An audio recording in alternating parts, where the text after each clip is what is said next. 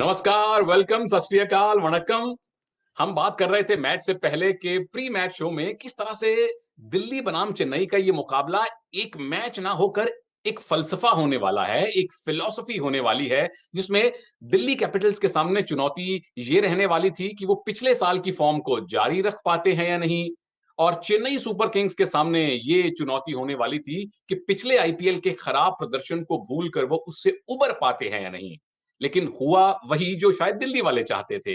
दिल्ली की टीम ने वहीं से शुरुआत की जहां से संभवतः पिछला आईपीएल खत्म किया था, यानी एक ऊंचाई पर। और चेन्नई की टीम, खास तौर पर धोनी, मतलब ये दोनों एक दूसरे के पर्यायवाची बन गए हैं। धोनी नहीं चलेंगे तो चेन्नई नहीं जीतेगी, चेन्नई नहीं जीतेगी तो उसका असर धोनी की फॉर्म में दिखाई देगा। बहुत सारी फिलॉसफीज हैं, बहुत सारी चर्चाएं होनी हैं, और वही तीन खास मेहमान आज फिर मेरे साथ मौजूद रहने वाले हैं। स्वागत आपका एक बार फिर से इस खास शो में जिसका नाम है आईपीएल गपशप। मेरा नाम है सुनील तनेजा, और सबसे पहले मैं स्वागत करता हूं senior cricket journalist Indranil Basu साहब का। नमस्कार। इंद्रनील, नमस्कार सर। हम कल नमस्कार। बात कर रहे थे कि ये मैच मैच ना होकर एक फलसफा है। सबसे या पहली बात जो शायद सारे हमारे दर्शक सुनना चाहते थे, देखना चाहते थे कि धोनी और पंत के बीच में, गुरु और शिष्य के बीच में रहने वाली ये कशमकश कैसी होगी? कैसा आपका रिव्यू है धोनी और पंत की, खास तौर पे कैप्टेंसी को लेके इस मैच के रिजल्ट के मद्देनजर? they were a team. The Delhi Capitals, they played the playoff, the final of the tournament only 5 months ago. उनका form एक superlative जगह पे होगा, वो तो it was all expected. But Dhoni also, they put up a good show. Despite not getting a great start in the power play, in the first power play, they lost wickets. Yeah, and I think it was a great comeback from Suresh Raina, which we talked about. Yeah, how Raina could be a huge playing a huge role in the middle order. His comeback that has really boosted the middle order. It's looked much better because Chennai Super Kings, they were really sort of they used to call it a team of veterans. So it looked little different. They dropped few catches, but Yeah. overall it was not Dhoni versus Pant as we all talked about. Definitely Pant has a better team. It looks good. They did well. 5 months ago, they played the final. It showed that they are a good team. They don't have a full-fledged pace attack. They'll come back strong. Even Chennai, they must have learned their mistake where they went wrong. But definitely, they need Dhoni to perform. Dhoni getting out like that, it's something we are not used to it because he's not playing regularly. So this was on expected line. It's not going to be easy. The IPL standard is as good as international cricket. Overall, it was unexpected line, I guess. On the expected lines, और expected हम expect कर रहे हैं हमारे चेन्नई से खास मेहमान को। अरविंद भारती हमारे साथ जुड़े हुए हैं। ऑफ कोर्स सारी बातों के बारे में हम विस्तार से बाद में चर्चा करेंगे। Arvind, welcome to the show, vanakkam. Little disappointed the way Chennai Super Kings lost, and specially the way Dhoni could not perform. Uh, yes, a bit disappointing, but I think that credit should go to Avesh Patel for his thinking, and actually he complimented a lot to Rishabh Pant. Eventually, that spell of Avesh Patel turned the entire story around.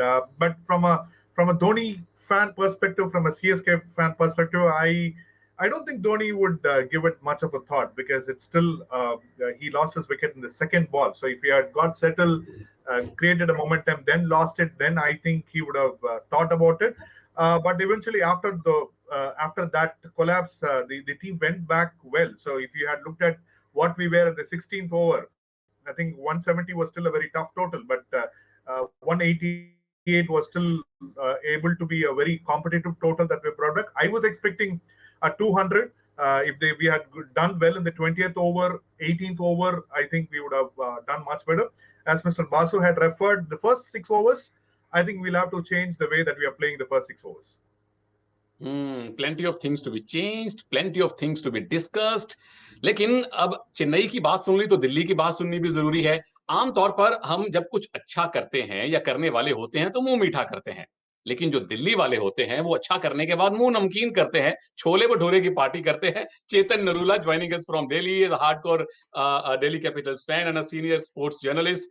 चेतन, इससे अच्छी शुरुआत की उम्मीद तो नहीं की होगी आपने भी कि 189 का टारगेट मिला और 8 गेंदे बाकी रहते चेज कर लिया दिल्ली ने। सुनील, इतनी जबरदस्त जीत के बाद मैं तो कहूंगा मुंह नमकीन भी करना है और मीठा भी करना है। छोले भटूरे और लस्सी दोनों होने चाहिए। संडे है, बिल्कुल सेलिब्रेट करना चाहिए। आप भी सेलिब्रेट कीजिए, हम भी सेलिब्रेट करते हैं। लेकिन मैच की बात करें अगर, तो जी हाँ, बिल्कुल जबरदस्त बल्लेबाजी दिल्ली कैपिटल्स की। जो टॉप ऑर्डर है, हमने बात की थी प्री मैच शो में कि जो टॉप ऑर्डर है उस पर बहुत दारोमदार रहेगा। शिखर धवन, पृथ्वी शॉ, ऋषभ पंत नंबर 3 पर भी आए। उनको ज्यादा बैटिंग करने का मौका नहीं मिला क्योंकि शिखर धवन और पृथ्वी शॉ है, उन्होंने ही जो 189 का जो टारगेट था उसका मेजोरिटी स्कोर उन्होंने ही स्कोर कर दिया। तो उन्होंने दिखाया कि दिल्ली की जो बैटिंग है वो बहुत ज्यादा स्ट्रांग है। तो मैच की समरी क्या थी? 188 का जो स्कोर बनाया था चेन्नई ने, उसको चेस किया दिल्ली ने बड़े आराम से। एक मिनी स्कोर कार्ड पर नजर डाल लेते हैं अगर आपने ये खेल मिस किया हो। 188 रन बनाए चेन्नई ने। टॉस ऋषभ पंत ने जीता, कहा हम पहले गेंदबाजी करेंगे। धोनी ने कहा हम भी यही करते। सुरेश रैना टीम के टॉप स्कोरर रहे, 54 रन बनाए। मोइन अली ने बड़ा अच्छा साथ दिया, अश्विन को 2 लगातार छक्के भी इन्होंने लगाए थे। लेकिन साथ में अगर गेंदबाजी की बात करें, क्रिस वोक्स 18 रन देकर 2 विकेट, ये एक बहुत बड़ा सरप्राइज है कि उनको पूरा स्पेल नहीं मिला। चेतन से मैं इसके बारे में जरूर जानूंगा। लेकिन जब 189 का टारगेट मिला, लगा कि दिल्ली को मुश्किल होगी, पर मुश्किलों का जो जवाब था वो दिया शिखर धवन और पृथ्वी शॉ की ओपनिंग पार्टनरशिप ने। 85 रन बनाए गब्बर ने, 72 रन बनाए पृथ्वी शॉ ने। Shardul Thakur 2 wicket, Dwayne Bravo 1 wicket लेने के बावजूद इस ओपनिंग जोड़ी को जल्दी तोड़ नहीं पाए। ब्रावो ने जोड़ी को जरूर तोड़ा, लेकिन जोड़ी टूटने से पहले ही दिल्ली ने जीत की इबारत लिख दी थी। मिस्टर बासु, जैसे कि अंत भला तो सब भला, लेकिन इसका अगर उल्टा हम देखें, अच्छी शुरुआत हो जाए, well begun is half done. Prithvi Shaw और गब्बर ने जिस तरह की शुरुआत दी, पहले 10-12 ओवर में ही लग गया था कि चेन्नई इस मैच को जीत नहीं पाएगा। That was so good to see. Gabbar back into form, Prithvi Shaw continuing his Vijay Vijay Hazare form. Absolutely, and Gabbar doesn't have much of a choice. You see, Virat Kohli is already opening the innings with Rohit Sharma in T20 matches. We saw in the decider against England. So it's going to be very tough for Gabbar to get back to that sort of team, World T20 team. यहाँ का जो performance है in this IPL, that will matter a lot how you perform. So Gabbar has started on a very on a very spirited fashion. Sword is already dangling on his head क्योंकि Virat Kohli has started to open. As far as Prithvi Shaw is concerned, I think it's a real test of the mental strength he has shown. The way he got out, there was a huge gap between bat and pad. He was playing beyond his eye line, but he came back and worked with Praveen Amre, and he didn't get 4 to 5 days he worked with Praveen Amre. And Mr. Amre told him, and he's a very good coach. He's one day going to be coaching the Indian team also. The way he's shaped a lot of these cricketers. And Amre told him just to get on top of the ball because you have to hit the ball. It's not test cricket. You've done badly in test cricket. You come back and try to rectify your form and start playing test cricket again. There was no test matches. He was dropped out of the team. He came. He had to get back into the groove. The franchisee told Amre to get in touch with him. They met in Bombay, and he worked on his game with Coach Amre, and look where he is today. And we saw what he did in that domestic tournament. He was scoring heavily. He got a contract with SG company, a bat company, and he was really showing great signs. And this kind of cricket, this kind of level is completely different. And where he came out and fearless hitting, he got out, almost got out twice. Was lucky to have been there. But that fearlessness, the sheer fearlessness to be there and keep playing the strokes, the way he treated Shardul Thakur, all put together, a great show by the openers. Great show by the openers. Praveen Amre ने South Africa के खिलाफ जो century बनाई थी 90s में, वो कौन भूल सकता है। वही मंत्र उन्होंने आगे पास किया। ओपनिंग जोड़ी की हम बात कर रहे हैं जिन्होंने इस मैच को चेन्नई के हाथों से छीन लिया। 130 रन से ज्यादा की पार्टनरशिप हुई शिखर धवन और पृथ्वी शॉ के बीच में, 138 रन टू बी प्रिसाइज। और कितनी जल्दी ये रन बने, 82 गेंदों में 138 रन की पार्टनरशिप। इस पार्टनरशिप में ज्यादा स्कोरिंग पृथ्वी शॉ ने की थी, सिर्फ 38 गेंदों में 72 रन बनाए। और गब्बर ने उनका साथ बहुत अच्छा दिया, 44 गेंदों में 65 रन बनाए थे। और चेतन, सबसे अच्छी बात जो दिल को सुकून देने वाली थी वो ये कि कोई आपने स्लॉग स्वीप नहीं देखी, कोई आड़े तिरछे शॉट नहीं देखे। प्योर क्रिकेटिंग शॉट्स तकरीबन दोनों बल्लेबाजों ने लगाए। और खासतौर पर जो गब्बर का जो स्ट्रेट छक्का था, बिल्कुल सचिन तेंदुलकर की याद दिलवा दी। और ये भी हमें बताया कि T20 में भी आप प्योर शॉट्स खेलकर बड़े स्कोर बना सकते हैं। जी हाँ सुनील, आपने सचिन तेंदुलकर का नाम लिया और उन्होंने हमें टी20 क्रिकेट में ही दिखाया है कि आपको आड़े तिरछे शॉट्स मारने की जरूरत नहीं है। प्योर क्रिकेटिंग शॉट्स के साथ आप हाई परसेंटेज क्रिकेट खेल सकते हैं। और हमने देखा है विराट कोहली भी ये बेहतरीन फॉर्मेट खेलते हैं, स्टीव स्मिथ भी खेलते हैं। तो आप अपनी बाउंड्रीज कलेक्ट कीजिए, विकेट के बीच में अच्छे से दौड़िए और आपके रन बनते रहेंगे। पृथ्वी शॉ ने भी यही दिखाया और शिखर धवन ने भी यही दिखाया। शिखर धवन अच्छे फॉर्म में थे इंडिया इंग्लैंड ओडीआई सीरीज में, पृथ्वी शॉ विजय हजारे ट्रॉफी में इतने जबरदस्त फॉर्म में थे। प्रवीण आमरे की कोचिंग बहुत ज्यादा रंग लाई है उनके लिए, तो वही फॉर्म उन्होंने आगे कैरी किया। एक बात मैं यहाँ पे जरूर दाद देना चाहूंगा कि उन्होंने बॉलिंग को, दोनों बल्लेबाजों ने बॉलिंग को बहुत अच्छे से मनूवर किया। चेन्नई सुपर किंग्स की बॉलिंग कभी कभी ऐसा लग रहा था जैसे थोड़ी ऑन द शॉर्टर साइड है, बैक ऑफ लेंथ गेंदबाजी कर रहे हैं। तो Shikhar Dhawan specially of side से बाहर आके उन्होंने मिड विकेट एरिया और जो स्क्वायर लेग एरिया है उसको टारगेट किया। दोनों बल्लेबाजों ने जो मिड विकेट और स्क्वायर लेग बाउंड्रीज हैं उसको टारगेट किया। तो एक बहुत ही सुलझी हुई पार्टनरशिप थी, उनके प्लान बहुत क्लियर थे और अच्छे से बॉलिंग को मनूवर किया हाई परसेंटेज शॉट के साथ। हाई परसेंटेज शॉट, सुलझी हुई बल्लेबाजी जो कि विरोधी को उलझा देती है। बल्लेबाजी की बात करते करते एक और बड़े दिलचस्प आंकड़े पर नजर डालते हैं। मिडिल ओवर्स में सबसे अच्छा बैटिंग स्ट्राइक रेट किसका है? इस सूची में अपने दाईं तरफ नीचे देखिए, पृथ्वी शॉ का नाम भी जुड़ चुका है। तकरीबन 152 का उनका स्ट्राइक रेट है और इस सूची में मयंक अग्रवाल हैं, शेन वॉटसन हैं, मोइन अली हैं, सुनील नारायण हैं, पूरन हैं, सैमसन बटलर हैं। और यह भी हमें याद रखना होगा कि पृथ्वी शॉ ने पिछले आईपीएल में पिछली 7 पारियों में गिनकर 30 रन बनाए थे। तो उनकी सिर्फ एक पारी, चेन्नई के खिलाफ खेली गई एक पारी, उनको सबसे अच्छे स्ट्राइक रेट वाले बल्लेबाजों में ले आई है जहां तक मिडिल ऑर्डर्स का सवाल है। लेकिन इंद्रनील बासु साहब, पृथ्वी शॉ जब 38 पर थे तो सेंटनर ने उनका कैच ड्रॉप किया था। मुश्किल था लेकिन ड्वेन ब्रावो उन्हीं की लाइन में दौड़ रहे थे। आपको लगता है कि वो कैच अगर पकड़ लिया जाता तो शायद ज्यादा अच्छा कॉन्टेस्ट देखने को मिलता या चेन्नई वहां से एक कमबैक कर सकती थी? They were flowing like water. I mean, like a river. I mean, that was a situation in the match when one wicket could have made a lot of difference, put a lot of pressure. New man coming in, it would have been a different ball game for certain. But due credit should be given to Prithvi Shaw because in the 7 innings you talked about, he was really struggling last year because he doesn't look like an opener. I mean, if you remember the Middle East, the IPL we had in the Middle East. He was playing on the up. He didn't like an opener playing those lofted shots. But here he's in total control. He's getting on top of the ball, which is very important in T20 cricket. Waiting for the ball. Look at the way he treated Shardul Thakur. Or the strike rate jo hai middle overs mein is very important. That's why the role of middle order batting is so crucial in T20. Between 16th and 20th over, most of the matches are won and lost, and of course, first to sixth over, which is the first power play, which is equally important. And look at the way Prithvi started with Shikhar Dhawan. Shikhar Dhawan had to take the back seat, and there is no ego thing between these two guys. He's a junior trying to play really quickly, and there is no. This is a sign of maturity which Gabbar has shown. Just stay calm, and that's why it was a chanceless knock. He didn't take much of a risk, because Prithvi was doing all that job, which is a phenomenal combination, and the left-right combination also worked. It can really disturb the bowler, the bowling department, which they did, and we hope that Delhi would continue like this. And they are all hungry for runs. Remember, Prithvi was pushed out of the Test team. Shikhar is not finding his feet properly in T20. He's not playing regularly, so they all want to go out there and prove their worth. Absolutely, left right combination में अच्छी बात ये होती है that there is nothing left for your opposition and everything goes right for you. Mr. Basu also talked about bowling well in the power play. चेतन, दिल्ली की team ने power play में वाकई में अच्छी बॉलिंग की थी। 2 विकेट भी लिए, ज्यादा रन नहीं बनाने दिए, बट मिडिल ओवर्स में कहीं ना कहीं प्लॉट छूट गया। जिस तरह से पिटाई की चेन्नई के बल्लेबाजों ने, रविंद्र जडेजा ने, सुरेश रैना ने और बाद में करण ने, तो गेंदबाजी को लेकर क्या आप थोड़े से निराश हैं, कंसिडरिंग कि 188 रन दे दिए आपने चेन्नई की टीम को? जी हाँ, जिस तरीके से सुनील शुरुआत हुई थी चेन्नई की, 2 विकेट चटका दिए थे पावर प्ले में, तो 188 रन उस हिसाब से थोड़े ज्यादा बन गए। लेकिन T20 एक ऐसा अनिश्चित खेल है कि कोई भी आके गेम को अपने डायरेक्शन में ले जा सकता है, और हमने देखा कि मोइन अली और सुरेश रैना ने वही किया।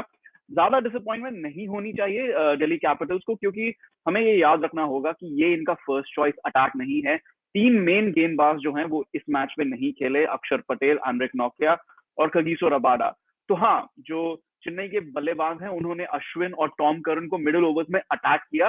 तो जब नोकिया और रबाडा वापस आएंगे, बेहतरीन गेंदबाज हैं, अक्षर पटेल बेहतरीन ऑलराउंडर हैं, तो एक बेटर बैलेंस बनेगा दिल्ली कैपिटल्स के लिए। लेकिन एक सरदर्द जरूर बन जाएगा दिल्ली कैपिटल्स मैनेजमेंट के लिए, क्योंकि क्रिस वोक्स ने बहुत ही बेहतरीन गेंदबाजी की। उनके ओवर कंप्लीट नहीं हुए, लेकिन जो 3 ओवर में उन्होंने स्विंग गेंदबाजी की, उससे नोकिया और कगिसो रबाडा, अगर आपको 2 सिर्फ ओवरसीज गेंदबाज खिलाने हैं, 2 ओवरसीज पेसर्स खिलाने हैं, और आपके पास अब वोक्स हैं, नोकिया हैं, रबाडा हैं, तो थोड़ा अच्छा सरदर्द जरूर है दिल्ली कैपिटल्स के मैनेजमेंट के लिए। ये ऐसा सरदर्द है जो हर मैनेजमेंट चाहता है कि हमें प्रॉब्लम ऑफ प्लेंटी मिले। बट एक पॉइंट बासु साहब जो चेतन ने उठाया, and that was going to be my next question to you. Chris Woakes was pick of the bowlers, पहले 2 ओवर्स में मुश्किल से 8 रन दिए, विकेट भी लिया, बट उनका स्पेल पूरा नहीं करवाया गया।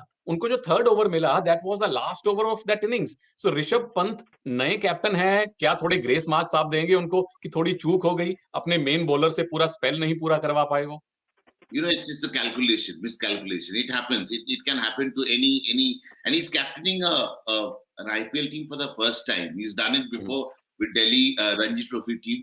So you have to give him. And wicketkeeper is a natural captain, so he'll grow very fast. In no time he'll be a full-fledged captain, because wicketkeeper is a de facto captain of the team. If you remember, when Dhoni wasn't captaining the side and gave the captaincy mantle to Virat Kohli, he was still doing the job behind the stumps. They're natural captain. And for the bowlers, wicketkeepers are the best friend. He must have taken a note of his performance, and something went, some miscalculation must have happened. Rishabh Pant is going to learn for sure. He's got so many battery of former stars. Ashwin is there, Rahane is there, Shikhar Dhawan is there. They're all going to complement each other, and batting has to be strengthened. And Rishabh has done a very good thing by promoting himself up the order, because the best batsman in IPL in 20 overs, he should always push them up the order, which Rishabh himself as a captain, he exercised that quite effectively. He didn't wait for number 4 or 5. He just, when a wicket fell, he just ran into the crease, which is so important. He's using his powers as a captain. I'm going to bat, which is a good sign for Delhi, because you need the best batsman to go up front and attack the opposition, which Delhi is. Last year, if they played or year before last, if they played the knockout, is because of the bowling, which Chetan also pointed out. The Rabadas and Nokia, of course, joined the bandwagon only in last year, 2020. But overall, it's the bowling which really matter. When they get into that bowling thing, and the batting is doing well. Rishabh Pant, actually, I've lost count how many impactful knocks he has played in last 3-4 months. So they're putting all that together, it augurs well for Delhi. And we'll see a different Delhi, which wasn't in the final of that 2020 against Mumbai, which Mumbai won for the 5th time. एक captain wicket keeper ने खुद को promote किया, और दूसरे ने, जिससे हम उम्मीद कर रहे थे, खुद को प्रमोट नहीं किया। चेतन, बेशक आप दिल्ली से हैं, दिल्ली के सपोर्टर हैं, मैं भी दिल्ली का सपोर्टर हूं, लेकिन as a cricket fan, as a Dhoni fan, क्या उनको नंबर 7 पे आता हुआ देखकर आप भी थोड़े से हैरान हुए? And my second question is, पहले ही पारी में, सीजन में धोनी को डक पे आउट होता देखकर एज अ क्रिकेट फैन आप भी कितने निराश हैं मेरी तरह? देखिए, we can all be Delhi fans, we can all be any fans, but all of us are Dhoni fans. ये तो मैं यहाँ पे जरूर कहना चाहूंगा, all of us are Dhoni fans. और नवंबर से हमने उनको देखा नहीं था, वो वापस हमारे टीवी स्क्रीन पर आए, अभी फैंस नहीं देख सकते, तो सब टीवी पे ही देख रहे हैं, तो एक अच्छी फीलिंग हुई धोनी को वापस येलो में देख के, क्रिकेट खेलता हुआ देख के।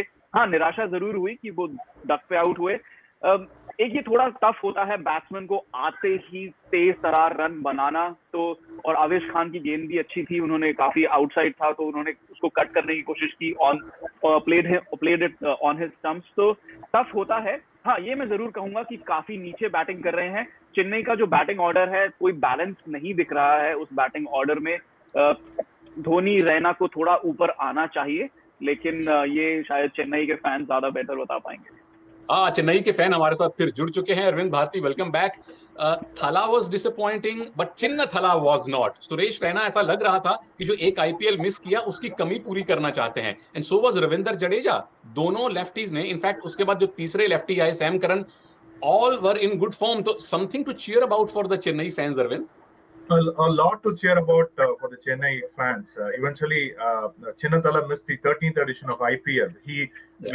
In other words, he's Mr. IPL. He's been the most consistent in IPL. He was not there in the 13th edition. But the way that he returned in the 14th edition with yesterday's match, I think जैसे उन्होंने मैदान के हर over shot लगाते हुए बहुत से we call the चार छक्के that he hit, the 4 sixes that he hit. I think it does mark his return.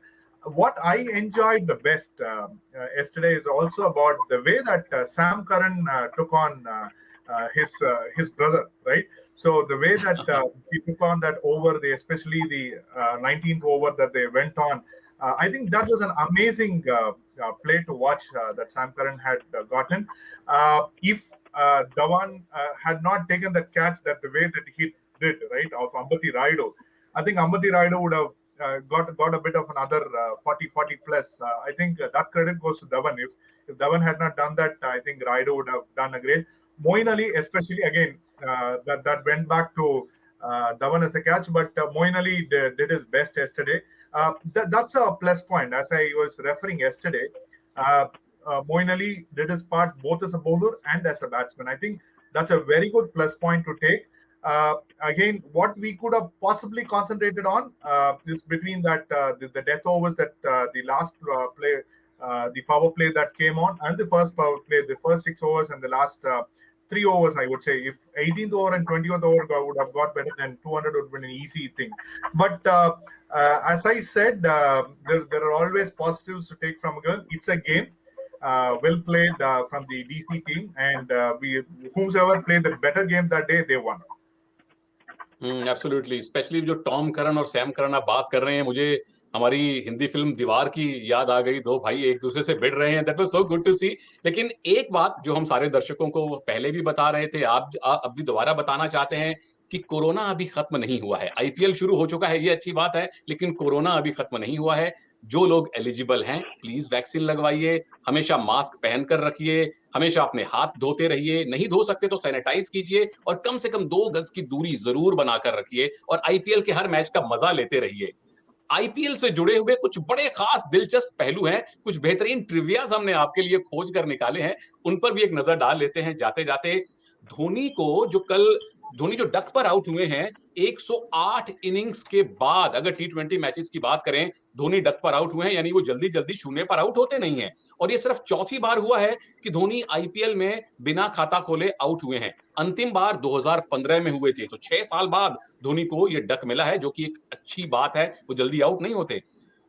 Prithvi Shaw, Shikhar Dhawan की 138 रन की पार्टनरशिप जो है चेन्नई के खिलाफ किसी भी विकेट के लिए दूसरी सर्वश्रेष्ठ पार्टनरशिप है। Well done Prithvi Shaw, well done Shikhar Dhawan. कुछ और ट्रिवियाज आपके लिए आने वाले हैं जो हमें ये बताते हैं कि किस तरह से खेल बदल रहा है। शिखर धवन ने 601 चौके लगाए हैं और आईपीएल के इतिहास में पहले बल्लेबाज बने हैं जिसने 600 चौके लगाए हों।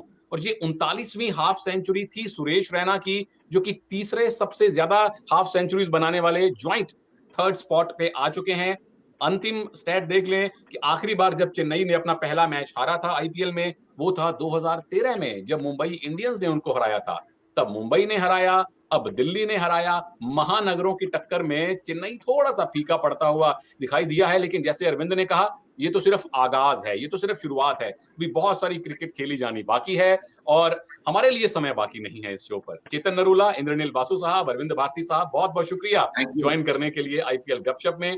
हमारे सारे दर्शकों का बहुत बहुत धन्यवाद। हम आपसे वादा करते हैं कि आईपीएल गपशप के ये प्री मैच और पोस्ट मैच शोज लगातार आपके लिए लाते रहेंगे। आप जुड़े रहिएगा प्रसार भारती स्पोर्ट्स के साथ। नमस्कार।